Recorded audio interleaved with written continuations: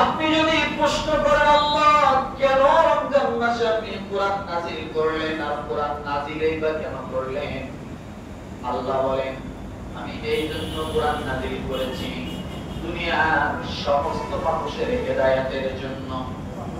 কিসের জন্য? ভালো মন্দের পার্থক্য করার জন্য, বিচার বিশ্লেষণ করার জন্য, আদল করার জন্য, ইনসাফ গঠন করার জন্য, ইনসাফ তৈরি করার জন্য, ইনসাফ প্রতিষ্ঠিত করার জন্য। আল্লাহ বলেন এটা কেমন কথা, শুধু মুমিনের জন্য বললেন না, আল্লাহ বললেন দুনিয়ার মানুষের জন্য আমি ইনসাফ তৈরি করে দিয়েছি কোরআনের মাধ্যমে। কিসের মাধ্যমে? এই কোরআনকে যারা ধারণ করবে, কোরআনকে যারা মানবে, কোরআন অনুযায়ী যারা জীবন যাপন করবে, আল্লাহ বলেন হুদাল লিল মুত্তাকিন। আছে না? কোন জায়গায় আছে এটা? সূরা বাকারার শুরুতে আলিফ লাম মিম যালিকাল কিতাবুল, তারপর বলেন হুদাল লিল মুত্তাকিন। দুনিয়ার সমগ্র মানুষের জন্য একভাবে আল্লাহ তাআলা কোরআন দিলেন। এরপর আল্লাহ বলেন যে কোরআন যারা মানবে, ধারণ করবে, তাদের জন্য হবে হেদায়েত, আর যারা হেদায়েত প্রাপ্ত হবে তারা হবে মুত্তাকিন। তারা হবে কি? প্রশ্ন এরকম যে আল্লাহ ওখানে বললেন হুদাল লিন-নাস, দুনিয়ার সব মানুষের জন্য হেদায়েত, আর সূরা বাকারার শুরুতে আল্লাহ বলেন হুদাল লিল-মুত্তাকিন, কোরআন হলো মুত্তাকিনদের জন্য হেদায়েত। আমি আগেও এটার একটা উদাহরণ দিয়ে বুঝাইছি যে একজন ডাক্তার সব রোগীর জন্য ডাক্তার। মনে করেন একজন চক্ষু বিশেষজ্ঞ ডাক্তার, চোখের রোগ যতজন রোগী আছে সবার জন্য কি ওই চক্ষু ডাক্তার। এখন ডাক্তারের কাছে 100 জন সিরিয়াল দিয়ে ডাক্তার দেখাইছে, দেখানোর পরে ডাক্তার 100 জনকে প্রেসক্রিপশন করে দিয়েছে। দেওয়ার পরে নিয়ম বলে দিচ্ছে কখন কোন ওষুধ খাবে, সেখানে লেখাও আছে। এই 100 জন রোগীর মধ্যে 50 জন রোগী ডাক্তার প্রেসক্রিপশন মেনে এরপরে কি ওষুধ খায়, আর 50 জন রোগী ডাক্তারের সাজেশন মেনে কি ওষুধ খায় না। এখন 50 জন নিয়ম মেনে ওষুধ খাওয়ার কারণে সুস্থ হয়েছে, আর 50 জন নিয়ম না মানার কারণে অসুস্থই রয়ে গেছে। এই দোষটা কি ডাক্তারের? কথা বলেন ডাক্তারের না। তাহলে 100 জনের জন্য ডাক্তার ছিল, কিন্তু ডাক্তার দ্বারা উপকৃত হয়েছে মাত্র 50 জন, যে 50 জন ডাক্তারের সাজেশন মেনে নিয়েছে। কোরআন সবার জন্য, কিন্তু এই কোরআন যারা মানবে তারা হবে মুত্তাকি, যারা মানবে না তারা হবে ক্ষতিগ্রস্ত। তারা কি হবে?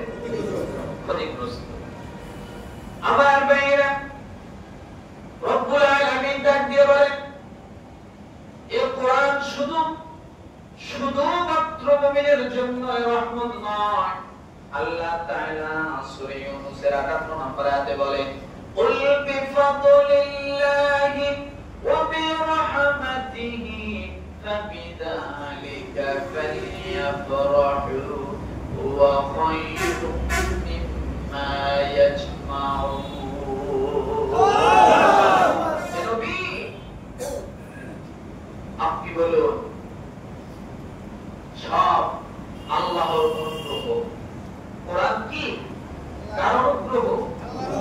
কোরআন কার অনুগ্রহ? আল্লাহর অনুগ্রহ। এতে রয়েছে রহমত। কি রয়েছে বলেন?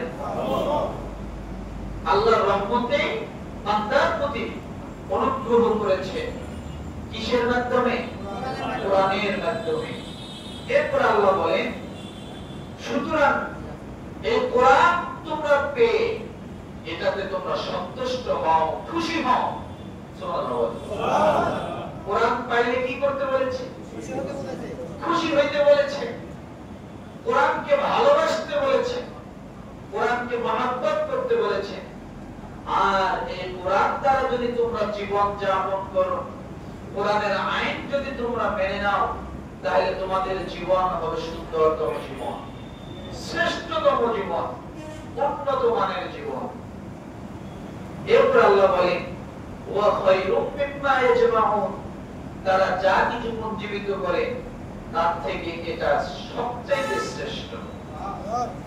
আপনি যা কিছু সঞ্চয় করেন, যত কিছু জমা করেন, সমস্ত জমার চেয়ে বড় জমা কি?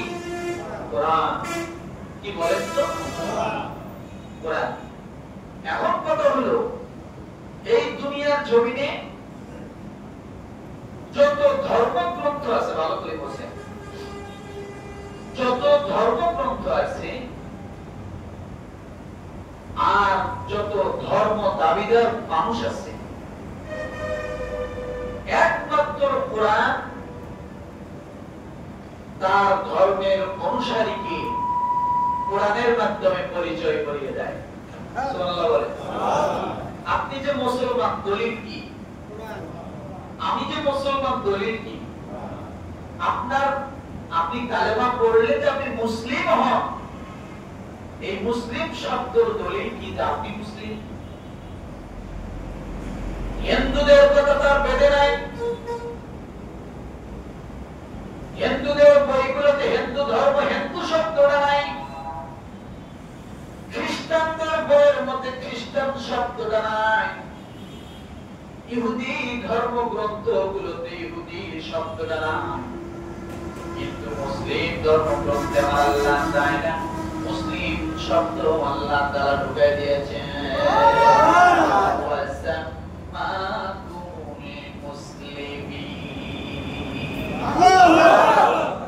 আপনি মুসলিম, আপনার ধর্মগ্রন্থে আপনার শব্দটা, আপনার ধর্মের শব্দটা আছে, আপনার পরিচিতি শব্দটা, আপনি মুসলিম। কিন্তু হিন্দু শব্দটা হিন্দুদের বইয়ে নাই, এটা তাদের নিজে বানানো শব্দ। কি বানানো শব্দ? তাদের বানানো শব্দ। খ্রিস্টান শব্দটা তাদের ধর্মে নাই, এটা তাদের বানানো শব্দ। তাহলে আপনি মুসলিম, একমাত্র আপনার ধর্মের, আপনি যে মুসলিম, এটা কোথায় আছে? আপনার কোরআন আপনাকে পরিচয় করে দিয়েছে আপনি মুসলিম।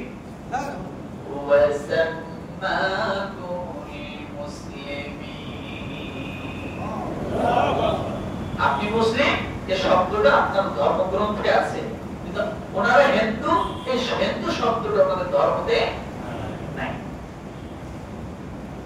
আমার ভাইয়েরা, এই দুনিয়ার জমিনে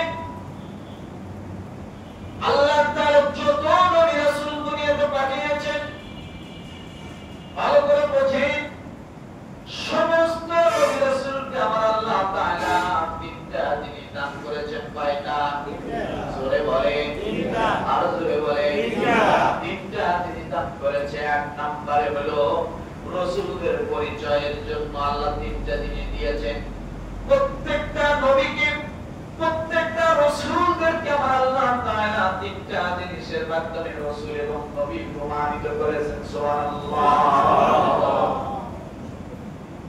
রাসূলদেরকে প্রমাণ করার জন্য আল্লাহ কয়টা দিয়েছে? তিনটা। ভালো করে বোঝেন, সে যে রাসূল আপনি বুঝবেন কেমনে? তার তিনটা গুণ আপনি ইতিহাস থেকে পাবেন। এক নম্বরে আল্লাহর তরফ থেকে ওহী আসবে। কি আসবে? ওহী। জোরে বলেন, ওহী। আল্লাহর তরফ থেকে নবী রাসূলদের কাছে ওহী আসবে।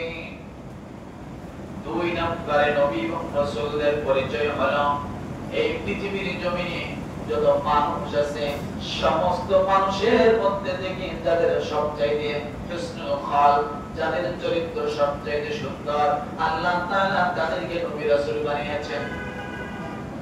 আসতে বলেন সুবহানাল্লাহ।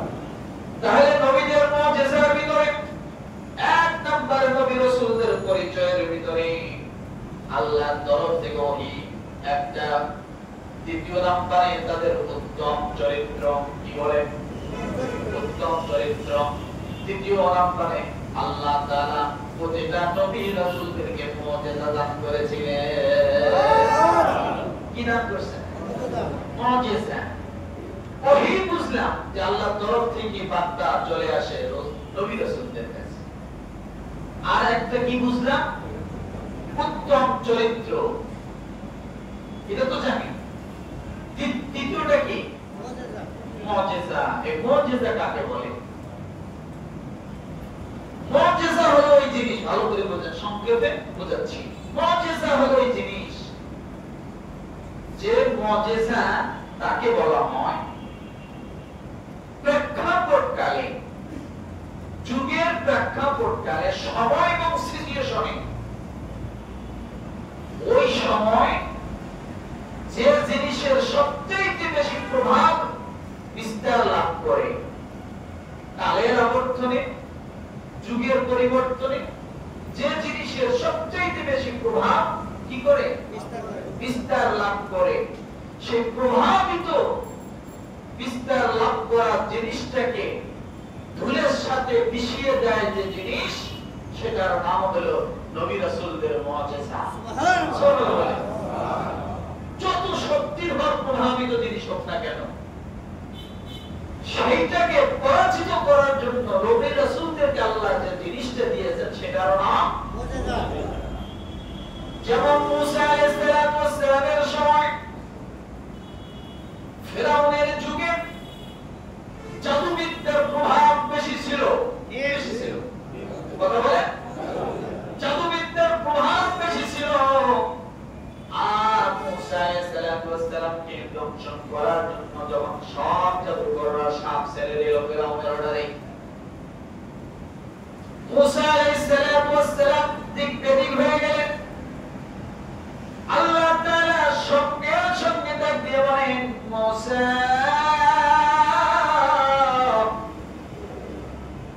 লক্ষ লক্ষ জাদুকররা তোমার দিকে জাদুর মাধ্যমে সাপ ছুঁড়ে দিয়েছে তোমাকে ধ্বংস করার জন্য। তুমি চিন্তা করো না, পেরেশানি করো না, তোমার কোনো চিন্তা নাই, আমি আল্লাহর নজরে তুমি। সুবহানাল্লাহ। আর আসতে বলে, আমি আল্লাহর নজরে তুমি। ওয়ামা তিলকা বিয়ামিনিকা ইয়া মূসা, ক্বালা হিয়া আসায় আতাওয়াক্কাউ আলাইহা ওয়া আহুশশু বিহা আলা গনামি ওয়া লিয়া ফীহা মাআরিব উখরা।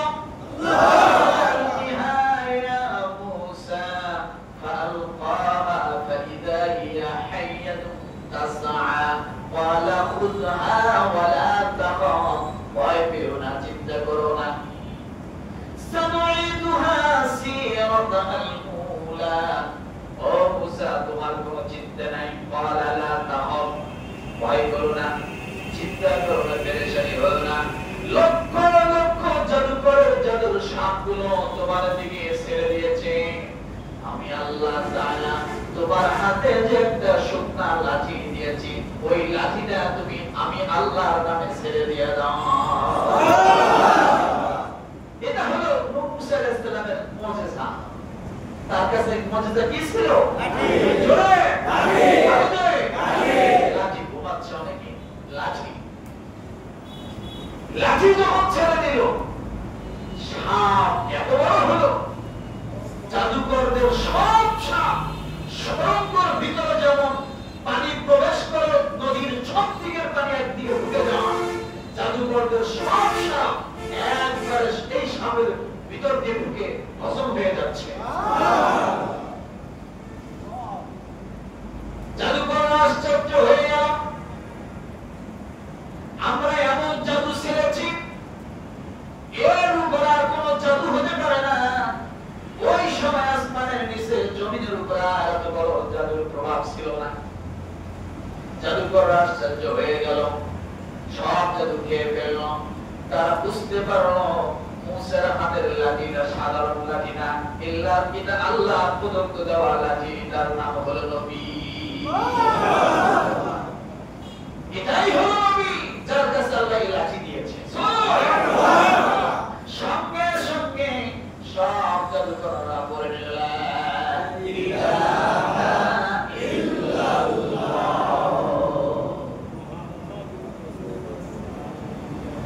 মুহাম্মদ রাসূলুল্লাহ।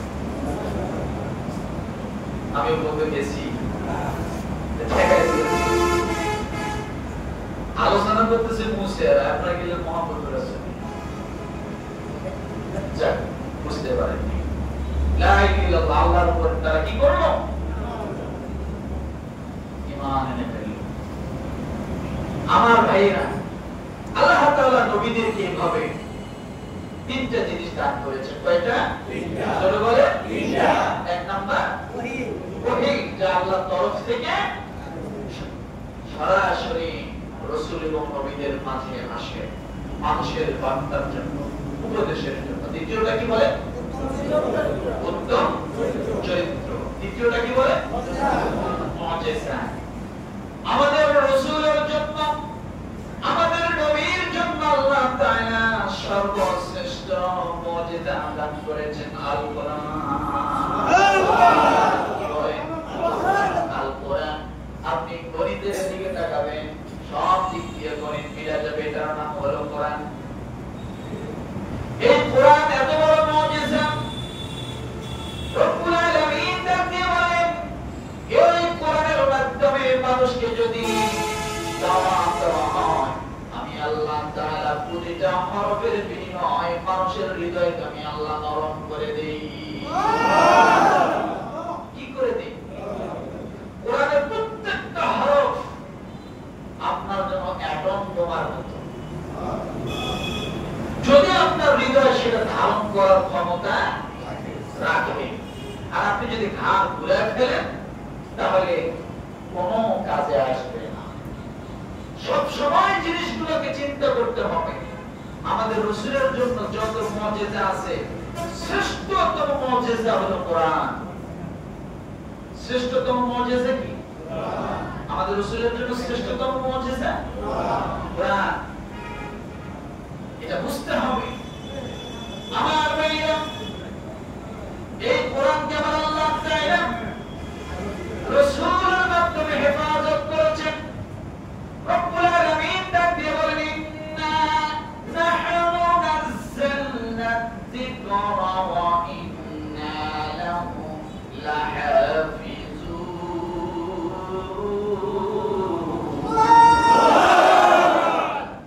আল্লাহ বলেন যে কোরআন আমি নবীকে মুজিজা হিসেবে দিয়েছি, ওই কোরআন হেফাজতের জন্য আমি আল্লাহ দায়িত্ব নিলাম। কোরআনের হেফাজতের দায়িত্ব কি?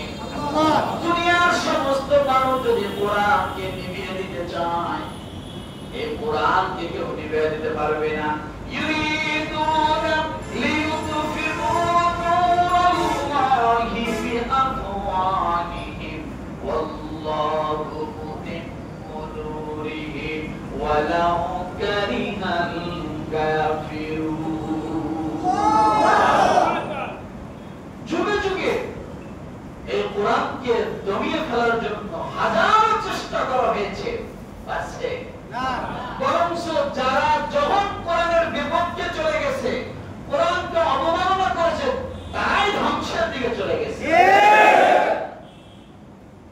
আলেম ওলামারা কখনো চুরি করে নাই, লক্ষ লক্ষ কোটি কোটি টাকা মালিকারি করে নাই, দুর্নীতি করে নাই, কিন্তু আলেমদেরকে ফাঁসি দেওয়া হয়েছে, কবরে রশি ঝোলানো হয়েছে। মাত্র কোরআন হলো, কোরআনের কথাগুলো হলো হক, সত্য। এই সত্য কথাগুলো বলার জন্য আজকে কোরআনের সেই বাকিদেরকে আল্লাহ তাআলা ওই সমস্ত বান্দাদেরকে, রহমতের বান্দাদেরকে দুনিয়া থেকে একবারে মাসলুম বানায় দুনিয়া থেকে বিদায় দিয়েছে। কথা ঠিক কিনা? বুঝতে হবে, কোরআনের কথা আপনি যেখানেই বলবেন সেখানে দুইটা দল হবে। কয়টা দল? কয়টা দল? একটা কোরআনের পক্ষে আর একটা কোরআনের বিপক্ষে। এটা যুগ যুগ ধরে আছে, এটা থাকবে। কারণ কোরআনেই বলছেন হুদাল লিন-নাস ওয়া বায়িনাতিন মিনাল হুদা ওয়াল ফুরকান। এটা হলো সেই জিনিস, আপনি যেখানেই বলবেন না কেন দুইটা দল হবে, বায়িনাত, ফুরকান। পার্থক্য করে দেবে হক এবং বাতিল। কাকে পার্থক্য করবে? কুল জাআল হক ওয়া যাহাকাল বাতিল ইন্নাল বাতিলা কানা যাহুকা।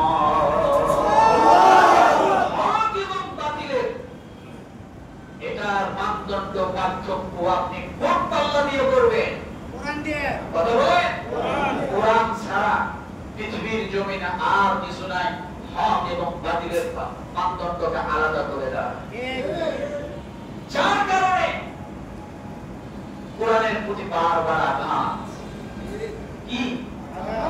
খ্রিস্টানরা আঘাত করে, হিন্দুরা আঘাত করে, বৌদ্ধরা আঘাত করে, ইহুদিরা আঘাত করে। কেন করে? কারণ ওরা ভালো করে জানে এ কোরআন যতদিন পর্যন্ত দুনিয়ার জমিনে থাকবে, হক এবং বাতিলকে, হককে নিশ্চিত করা যাবে না। তারা ভালো করে জানে, যার কারণে কোন দেশে কোরআন পড়ায়, আবার কোন দেশে কোরআন পায়ের নিচে নেয়। আমি বলি মুসলমান বাংলাদেশের জমিনে ওই ছুরিটাতে কোরআন পুড়িয়ে দিল, আগুন ধরিয়ে দিল, বাংলাদেশের মুসলমানের রক্ত গরম, রাজপথে মিছিল মিটিং কতভাবে প্রতিরোধ করে তুললো, কতভাবে মিছিল করলো, কতভাবে এটাকে বিরোধিতা করলো, কথা বললো। কিন্তু সেই বাংলাদেশের মুসলমানের সামনে আজকে পায়ের নিচে কোরআন দেয়, কিন্তু আজকে আমরা ঠান্ডা হয়ে আছি। কেন? এটার একটা কারণ। আপনি দেখেন তো, বেদ কি পায়ের নিচে ফেলায়? হিন্দুদের বই কি পায়ের নিচে ফেলায়? না।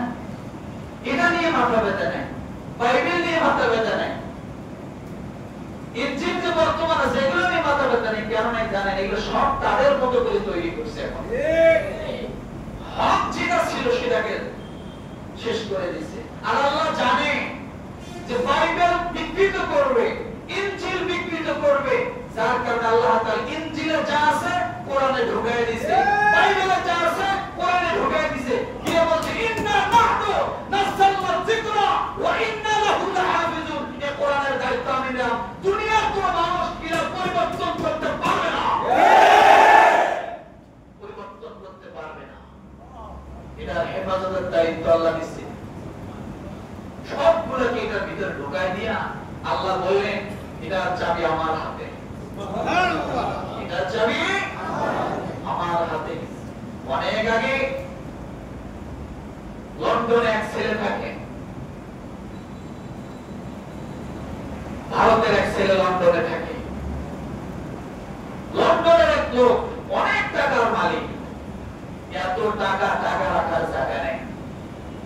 নিজের টাকা, বাপের টাকা, বউয়ের টাকা, ভাইয়ের টাকা, বোনের টাকা, সব টাকা, খালি টাকা আর টাকা। এখন এই ইন্ডিয়ান বন্ধুকে বলছে, বন্ধু আমার এত টাকা পড়ে গেছে। এখন ইন্ডিয়ান তো ভালো শয়তানি বুদ্ধি আছে, আছে না?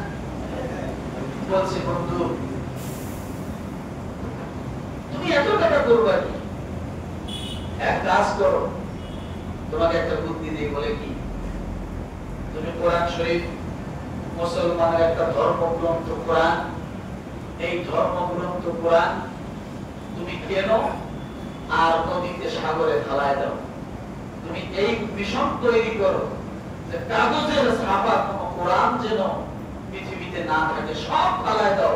তাহলে মুসলমানরা আর উঠে দাঁড়াতে পারবে না, হাত সোজা করে দাঁড়াতে পারবে না, এটার পক্ষে আর কথা বলতে পারবে না। তাই শুরু করলো। লন্ডন থেকে এসে, ভারতের থেকে বই কেনে, কোরআন কেনে, আর সব ফেলায়। আরেক বন্ধুর সঙ্গে দেখা, ডাক দিয়ে বলতেছে, বন্ধু তুমি এখানে? বলে, বন্ধু আমি একটা মিশন নিয়ে আসছি, চিন্তা করছি আমি এই কাজটা করবো। ওরা যতই ছাপাবে সেটা ছাপাবে, আমি সব সাগরে ফেলাই দেব। এই বন্ধু এই কথা শুনে কপালের মধ্যে হাত, কপাল ছাপড়াচ্ছে। আরে এই বন্ধু জানে না খবর।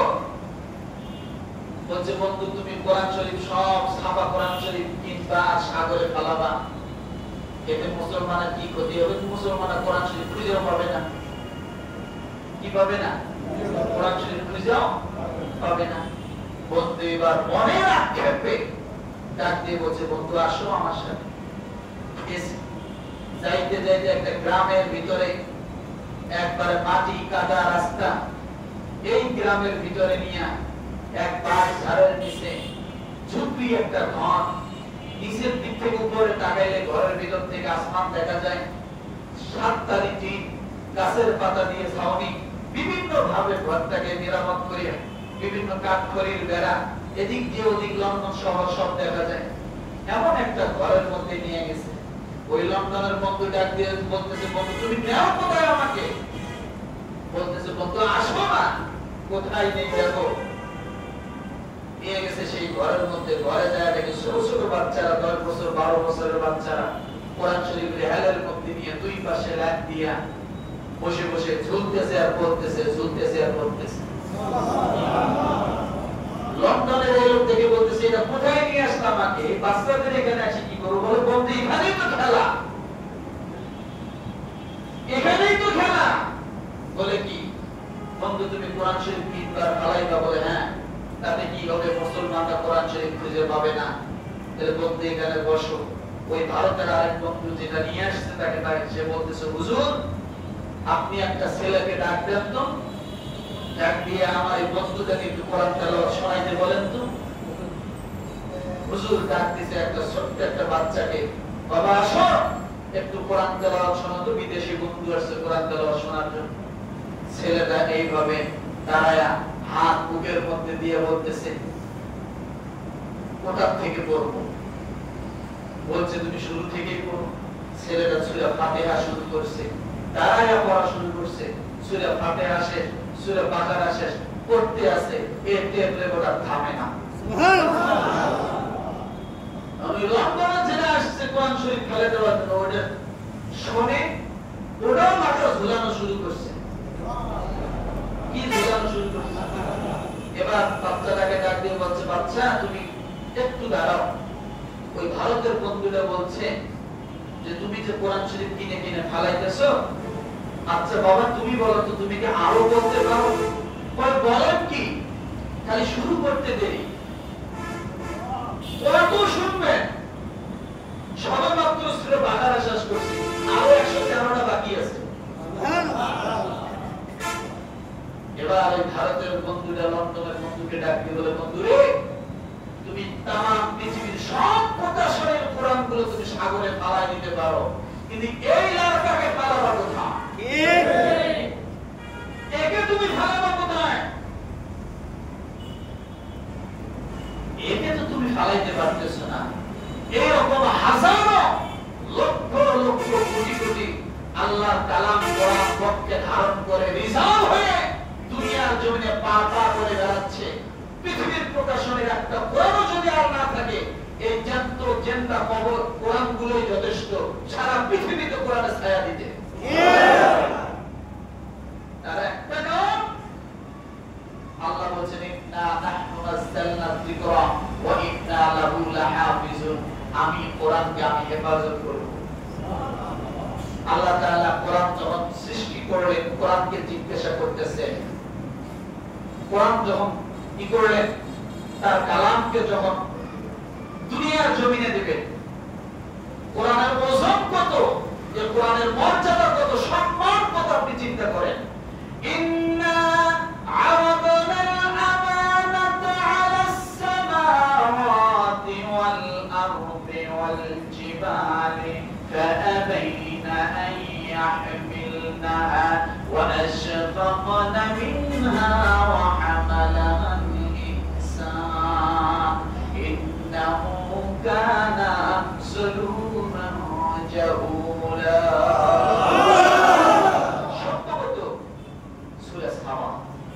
আপনি সেখানে পড়ে দেখেন, ইন্না আরাদনাল আমানাতা আলাস সামা। আল্লাহ আকাশকে ডাক দিলেন। আকাশ কয়টা? কয়টা? 7টা আসমান। এর শেষ কোথায় বলতে পারেন? বলা যাবে না। আল্লাহ ছাড়া কেউ জানে না। 1 আসমান না, 2 আসমান নয়, সারা পৃথিবী শুধু নয়, আল্লাহর আরশের নিচে তাম আসমানটাকে আল্লাহ আরশের কুরসির নিচে আল্লাহ তাআলা রাখছেন। 1টা 2টা নয়, 7টা আসমানকে আল্লাহ ডাক দিলেন, ইন্না আরাদনাল আমানাতা আলাস সামা। ওই আসমান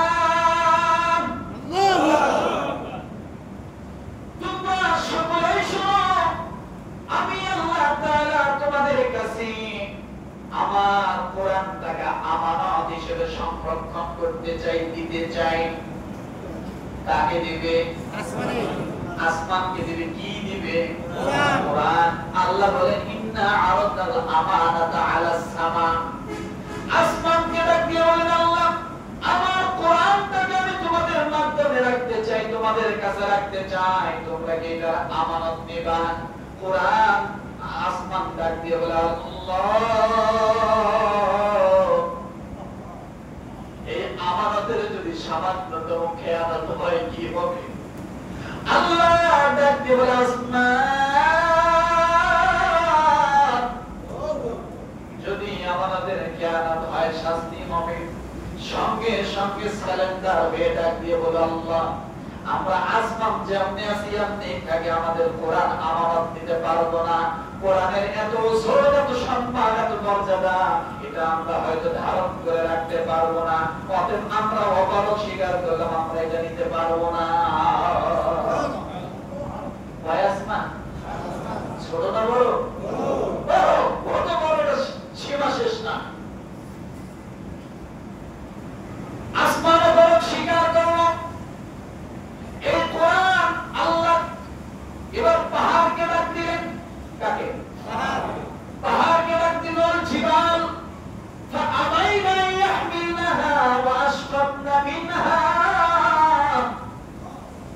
আল্লাহ বললেন ও পাহাড়, এই পাহাড়গুলো কত বড় শক্তিশালী, জমিনের যত শক্তি তার থেকে আমার আল্লাহ পাহাড়ের মধ্যে বেশি শক্তি দিয়েছে। একটা সাগরের তলদেশে 7 মাইল গভীর, কত? 7 মাইল পর্যন্ত গভীর। ওই সাগরের মাঝখানে আমার আল্লাহ পাহাড়কে পেরাক হিসেবে ঘিরে দিয়া আবার সাগরের নিচ থেকে সাগরের পানি পর্যন্ত 7 মাইল, ওই সাগরের পানিতে উপরে আরো রাখছেন আল্লাহ 3 মাইল। মোট কয় মাইল? 10 মাইল একটা পাহাড়ের গভীরতা। চিন্তা করা যায় কেন আল্লাহ জমিনকে গ্রাস হিসেবে এটা করছে। আর জমিনের স্বামী হলো পাহাড়। জমিনের স্বামী কি? জমিনের স্বামী কি? পাহাড়ের স্ত্রী কি? কথা বলে না? পাহাড়ের স্ত্রী হলো জমিন।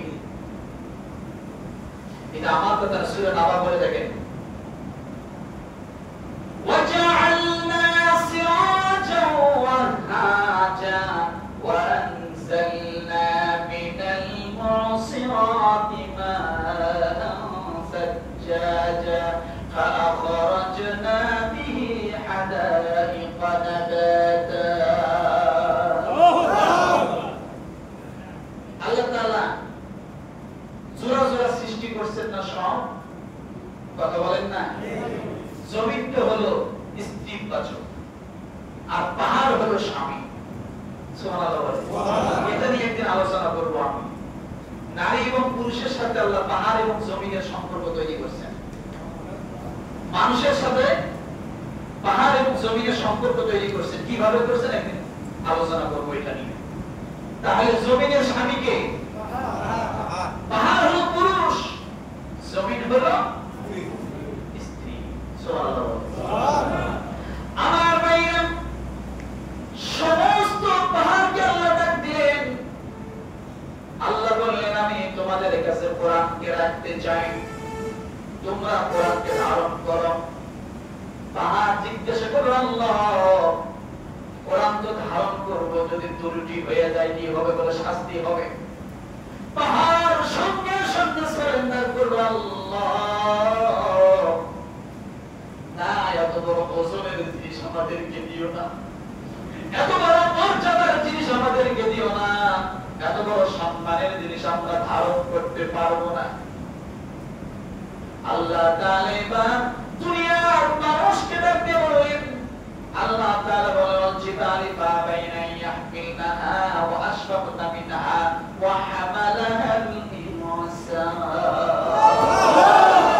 আল্লাহ মানুষকে ডাকতে বলেন মানুষ আমি আল্লাহর একটা কালাম আছে, আমি আল্লাহর একটা কোরআন আছে, এই কোরআনটাকে আমি আল্লাহ তোমাদের কাছে আমানত রাখতে চাই। এই কথা যখন আল্লাহ তাআলা মানুষদেরকে ডাক দিয়ে বললেন, মানুষ জানি তাকালেন না, বাংলা তাকালেন না, তারা মনে করল আল্লাহর কালাম, এটাকে ধারণ করলে সম্মান বাড়বে, ইজ্জত বাড়বে। আমার আল্লাহ যত বড় তার কালাম তত বড়। ও পৃথিবীর মানুষ, আমার আল্লাহ তাআলা ডাক দিয়ে বলেন, দুনিয়ার কোনো মানুষ যদি দুইটা জিনিসকে ধারণ করে, আমি আল্লাহ ওই মানুষটাকে দুনিয়ায় সম্মানিত করব, আখিরাতে আমি আল্লাহ তাকে সম্মানিত আসন্দান করে দিব।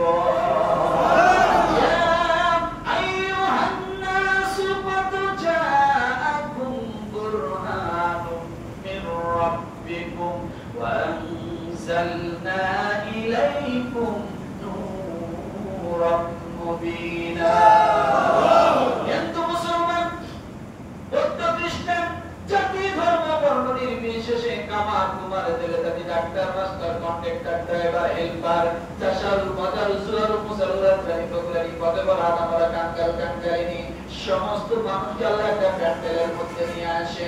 আল্লাহ ডাকতে বলে, মানুষ এই দুইটা জিনিসকে তোমরা যদি আঁকড়ায় ধরতে পারো, কুরআন নামের একজন নবী, নূর নামের একটি কিতাব, এই দুইটা জিনিসকে যদি তোমরা আঁকড়ায় ধরতে পারো, আমি আল্লাহ দুনিয়ায় সম্মানিত করব, আখিরাতে আমি আল্লাহ তোমাদেরকে সম্মানিত আসন্দান করব।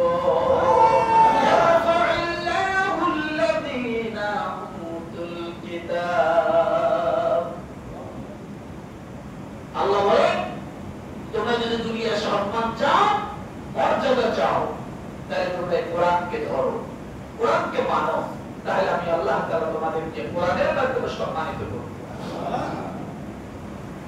আমার ভাইরা, এই মানুষকে আল্লাহ যখন কোরআন দিতে চাইলেন, আমি তোমাদের কাছে কোরআনটাকে আমানত রাখতে চাই, সঙ্গে সঙ্গে মানুষটা জানে তাকালেন না, কমে তাকালেন না, ডাক দিল, আল্লাহ আমি একটা মানুষ, এই যে তোমার আমানত দেওয়ার জন্য তুমি আমাকে মনোনীত করেছো, আল্লাহ তুমি তোমার আমানতটা আমাদের কাছে দাও, বাকিটা যদি আমাদের জন্য কোনো বিচ্যুতি হয় তুমি আমাদেরকে মাফ করে দিও। আল্লাহ তাআলা বলেন, ইন্নাহু কানা যালুমান জাহুলা। মানুষটা যখন সাথে সাথে স্বীকার করলো, হ্যাঁ আমি আমানত নেব, আল্লাহ বলেন, ইন্নাহু কানা যালুমান জাহুলা, নিশ্চয় মানুষ বড় অজ্ঞ। কি বলেন তো, মানুষ বড়। এটা কোন কথার ক্ষেত্রে বলছে? মানুষ সরল, নিশ্চয় মানুষটা কি সরল। পাহাড়কে দিতে চাইলেন পাহাড় নিল না, আসমানকে দিতে চাইলেন আসমান নিল না, জমিনকে দিতে চাইলেন জমিন নিল না, কিন্তু মানুষ অপরে স্বীকার করে নিল, আল্লাহ তুমি যে আমানত দেওয়ার জন্য নির্বাচিত করেছো মানুষ হিসেবে, সেটা আমাদেরকে দিয়ে দাও। এই কথা যখন মানুষ বলল, রব্বুল আলামিন সঙ্গে সঙ্গে আল্লাহ বলেন, ইয়াসসারনাল কুরআনা লিযিকরি ফাহাল মিন মুদ্দাকির। আল্লাহ বলেন, মানুষ রে, এটাকে যতটা কঠিন মনে হয় এটা কঠিন না, তুমি যদি ধারণ করার জন্য চেষ্টা করো, আমি আল্লাহ তোমার সিনায় বসিয়ে দেওয়ার জন্য অতি সহজ করে দিব। এরপর আপনি যদি প্রশ্ন করেন, আল্লাহ সিনায় বসিয়ে দিলেন, কিন্তু যদি না থাকে এটা দূরে চলে যায়, আল্লাহ বলেন, ইন্না নাহনু নাযালনা যিকরা ওয়া ইন্না লাহু লাহাফিজুন। আল্লাহ বলেন, তুমি যদি আমলের সঙ্গে থাকো, এইটা যদি তুমি থাকতে পারো, আমল করতে পারো, তেলাওয়াত করতে পারো, এটার মধ্যে যার বিবদ্ধ করা রাস্তা যদি মানতে পারো, আমি আল্লাহ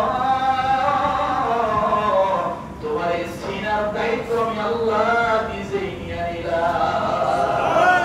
আল্লাহু আশাদ্দু যুনাস ইলা রাজুলিল হাসান ইস্তাউতিবিল কুরআন মিন সাহিবিল কায়দাতি ইলা কিনাতিহি রাওয়াহু ইবনে মাজাহ আও কামা ক্বালা আলাইহিস সালাতু ওয়াস সালাম। আল্লাহ বলেন, কোন মানুষ যদি কোরআন তেলাওয়াত করে, তখন যদি সে ঝুলতে থাকে, আমি আল্লাহর তরফ থেকে তার প্রতি সকিনা অবতীর্ণ হয়, রহমত নাযিল হয়, অনুগ্রহ নাযিল হয়। ইদা মা তাহামিলুল কুরআন আউদুল্লাহু ইলাল আরদ, ওই কোরআন সিনাওয়ালা, ওই কোরআনওয়ালা সিনাটা যদি মৃত্যুবরণ করে কবরের মধ্যে যায়, আল্লাহ ডাক দিয়ে বলে, কবরের মাটি, তোমার ভিতরে আমার কোরআনের হাফেজ ঢুকেছে।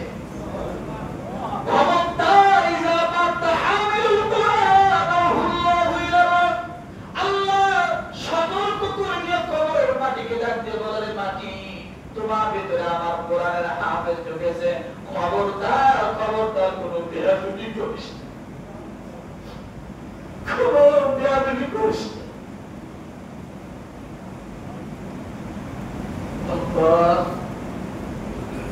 আল্লাহ দেখতে বলে, কবরের মাটি কোনো বেয়াদবি করিস না। আল্লাহ নবী জনাবে মুহাম্মদ রাসূলুল্লাহ সাল্লাল্লাহু আলাইহি ওয়াসাল্লামের দুইজন সাহাবী মারা গিয়েছে, একসাথে দুইজনের জানাজা হয়েছে। জানাজায় নবীজি যখন দাঁড়িয়েছে, আল্লাহর নবীকে সাহাবায়ে কেরাম বলতেছেন, ইয়া রাসূলুল্লাহ, দুইজন সাহাবী এখানে একসঙ্গে, আপনার সামনে কোন ক্লাসটা দিব? আল্লাহ নবী বলেন, ও সাহাবীরা রে, এই দুইজনের মধ্যে কোরআন ভালো করতে পারে যে তাকে আমার সামনে দাও। আল্লাহু আকবার। নবীজি জানাজা পড়েন, কাপড়ের কাপড় যখন পরাইতেছেন, দুইটা কাপড়ই শর্ট হয়। আল্লাহ নবীর কাছে সাহাবীরা বললেন, ইয়া রাসূলুল্লাহ, কাপড় তো শর্ট হয়, কেমন কি করব? আল্লাহ নবী বলেন যে, হাফেজ, যার সিনার ভিতরে কোরআন আছে, ওকে একটু কাপড়টা বাড়িয়ে দাও। কি করো? ওকে একটু কাপড়টা বাড়িয়ে দাও। এরপর যখন কবরের মধ্যে রাখতে যাবে, আল্লাহ নবী ডাক দিয়ে বলেন, এখন কার লাশটা নিয়ে আসছো? সাহাবীরা প্রশ্ন করে, ইয়া রাসূলুল্লাহ, কার লাশটা আগে রাখবেন কবরে? আল্লাহ নবী বলেন, যার সিনার ভিতরে কোরআন আছে, একটু বেশি হলেও আছে, তার লাশটা আমাকে আগে দিয়ে দাও। এভাবে নবীজি মর্যাদা দিয়েছেন, আল্লাহ তাআলা সম্মান দিয়েছেন। দুনিয়ার মানুষ এই কোরআনটাকে যদি কেউ অবমাননা করে, কোরআনটাকে যদি কেউ না মানার চেষ্টা করে, কোরআনটাকে নিয়ে যদি কেউ ঠাট্টা বিদ্রুপ করে খেলতামাশা করে, আল্লাহর কসম করে বলি, এই দুনিয়ার জমিনে থাকা অবস্থায় লাঞ্ছনা হবে, গঞ্জনা হবে, চিরস্থায়ী জাহান্নামের মধ্যে নিবেদিত হয়ে যাবে। নাউযুবিল্লাহ। এই জন্য রব্বুল আলামিন বলেন, ইন্নাল্লাযীনা কাযযাবু বিআয়াতিনা ওয়াস্তাকবারু আনহা লা তুফাত্তাহু লাহুম আবওয়াবুস সামাই ওয়া লা ইয়াদখুলুনাল জান্নাতা হাত্তা ইয়ালিজাল জামালু ফি সাম্মিল খিয়ার কাযালিকা নাজিজিল মুজরিমিন। সূরা আরাফের 40 নম্বর আয়াতে আল্লাহ বলেন, ইন্নাল্লাযীনা কাযযাবু বিআয়াতিনা, নিশ্চয় যারা আমার আয়াতসমূহ কোরআনকে প্রত্যাখ্যান করে, আমার কোরআনকে যারা অবমাননা করে, আমার কোরআন নিয়ে যারা ঠাট্টা করে, আমার কোরআন নিয়ে যারা বিদ্রুপ করে এবং যারা অহংকারের সাথে এগুলা করে, আল্লাহ বলেন ওয়াস্তাকবারু আনহা, যারা অহংকার গর্ব করে, কোরআনকে তাচ্ছিল্য করে, কোরআনের কথা যারা বলে তাদেরকে তাচ্ছিল্য করে, তাদেরকে মামলা দেয়, জেল দেয়, জরিমানা দেয়, ফাঁসির মঞ্চে ঢুকায়। এইভাবে যারা কোরআনের কথা মানতে চায়, বিভিন্নভাবে লাঞ্ছনার গঞ্জনার শিকার হয়, যারা শিকার করায়, আল্লাহ ডাক দিয়ে বলেন, ওই সমস্ত মানুষের জন্য আমি আল্লাহ তাআলা আকাশের রহমতের দরজাগুলো আমি আল্লাহ বন্ধ করে দিব। কাদের জন্য রহমতের দরজা বন্ধ? যারা কোরআনকে অবমাননা করে, অপমান করে, অপদস্থ করে, যারা কোরআনকে মানে না, যারা কোরআনের কথাগুলো ভালো লাগে না, আল্লাহ বলে লা তুফাত্তাহু লাহুম আবওয়াবুস সামা, তাদের জন্য আসমানের দরজা বন্ধ হয়ে যাবে। কি হয়ে যাবে? ওয়ালা ইয়াদখুলুনাল জান্নাহ, তারা পশ্চিমকাল জান্নাতে প্রবেশ করতে পারবে না। সে যতই মুসলমান দাবি করুক, যতই হজ করুক, যতই যাকাত দেব, আল্লাহর কোরআন যদি সে মানতে নারাজ হয়, সে যত বড় মুসলমান তার মুসলমানের চার কাজের দাম না। ঠিক। ওয়ালা ইয়াদখুলুনা জান্নাতা, এরপরে বলা হয়েছে তারা জান্নাতের ভিতর প্রবেশ করতে পারবে না, এবং যতক্ষণ না সুইয়ের ছিদ্র দিয়ে হাত্তা ইয়ালিজাল জামালু ফি সামিল খিয়াত, সুইয়ের ছিদ্র দিয়ে যতক্ষণ পর্যন্ত একটা উট প্রবেশ করা সম্ভব হবে না, ততক্ষণ পর্যন্ত তাদের জান্নাতে যাওয়া সম্ভব হবে না। আচ্ছা, উট কি সুইয়ের ছিদ্র দিয়ে ঢুকবে? যেমন ঢোকা অসম্ভব, ওয়ালা ইয়াদখুলুনাল জান্নাতা, তাদের জান্নাতে প্রবেশ করা অসম্ভব। আমার কথা কোন সূরা? আয়াত নাম্বার 40। একটা কথাও আমার না।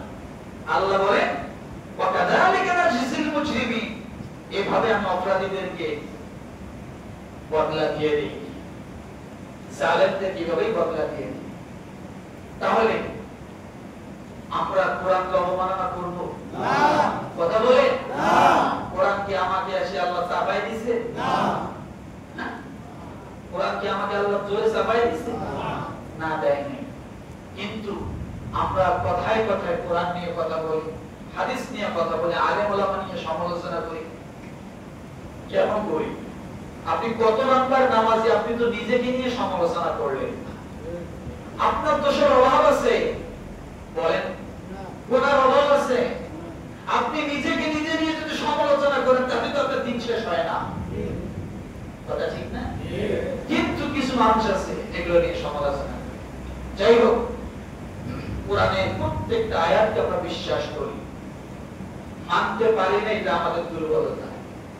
কথা ঠিক না? শয়তানের ওয়াসওয়াসা। কিন্তু তাই বলে কোরআনের কোন কথা আমার নিজের মত হলো না, নিজের যুক্তিতে মিললো না, নিজের পছন্দ হলো না, আমি কোরআনকে ছুঁড়ে ফেলবো, কোরআনকে আমি বিভিন্ন ভাবে অপমান করব, আলেম ওলামাকে অপমান করব, এটা আল্লাহ কোনোদিন বরদাস্ত করবেন না। ওয়ালা ইয়াদখুলুনাল জান্নাতা শব্দের অর্থের পরে আল্লাহ কি বলছে?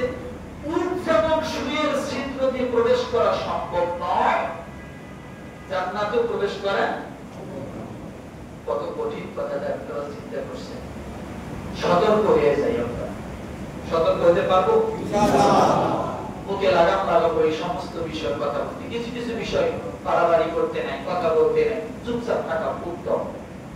তার মধ্যে এগুলো আছে, কারণ ভালো বলতে যে খারাপটা কখন বলে ফেলছি আমার জানা নেই। কথা ঠিক না? এই জন্য আল্লাহ তাআলা আমাদের সকলকে কোরআনের প্রতি আমল, কোরআনের আইন এবং কানুন, কোরআনের যা বলা আছে তা যেন শুধু তেলাওয়াতের মাধ্যমে নয়, তা যেন অর্থের মাধ্যমে আমরা বুঝে আমাদের নিজেদের জীবনে ফিট করতে পারি, সে তৌফিক আল্লাহ আমাদেরকে দান করুন। সকলে বলে আমিন। ওয়া আখিরু দাওয়ানা আলহামদুলিল্লাহি রাব্বিল আলামিন।